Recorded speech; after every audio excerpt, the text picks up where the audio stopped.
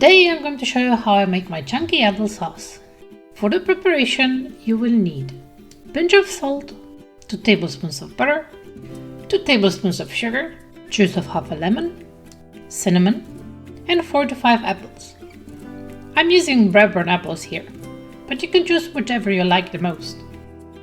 Firstly, let's wash and peel our apples. Just take your time. Peel the apples at your own pace. Just make sure you don't cut yourself while you peel your apples. The apple peel can be a nice snack while you cook, so don't throw them away and snack away. Let's cut our apples into thin strips.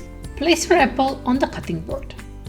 Hold it firmly and cut away from the stem downwards on one side. Turn it around and cut the other side as well. Now place your apple flat on the board and cut away the sides that are left. Now let's cut the thin slices. With this, take your time and watch your fingers. They should be around 1 mm thick. For the slices, you can even use a mandolin if you have one, but I prefer to cut the apples with a knife. This way, they're not all of the same size. And this is good for the sauce because I want it chunky and uneven. Just put all the slices directly into the pot in which you will be cooking the sauce in.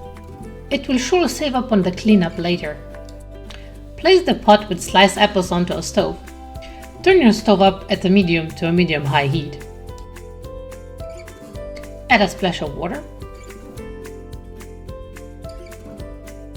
a pinch of salt,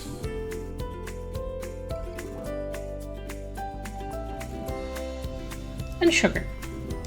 The amount of sugar depends on how sweet or sour your apples are. Mine were quite sweet, so I've added only 1.5 tablespoons of sugar. But again, this comes down to your preference. If you like sweet things, then by all means add all the sugar, or even more if you wish. Let's not forget our lemon. Squeeze in the juice of your half a lemon. Lastly, sprinkle over half a teaspoon of cinnamon. You can add more if you like the cinnamon taste. Now let's mix everything very well. Don't be afraid to be rough with it. They can take it. You want to break down the apple slices anyway, so they're not even. This will ensure a better texture in the end.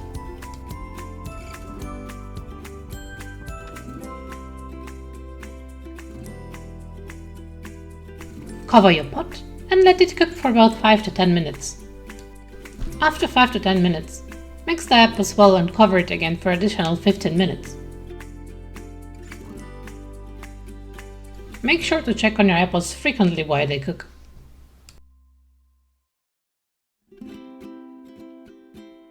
When apples become very soft, lower your heat down to medium-low and keep cooking for another 20 to 30 minutes. Don't forget to stir every so often so the bottom doesn't burn. While you're stirring, make sure there is always some liquid on the bottom of the pot, or the sauce might burn and become very bitter, and we don't want that. If you notice there isn't any liquid on the bottom while you're mixing, just add a splash of water and stir it in. When you see that the apples are already very mushy and saucy, we can add the 2 tablespoons of butter and stir it so long that all the butter dissolves.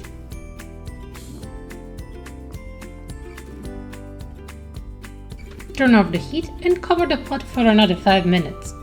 Transfer the finished sauce to a serving dish and enjoy it. If you enjoyed this video, give it a like. And if you want to see more, subscribe to my channel and let's make delicious food together. See you next time.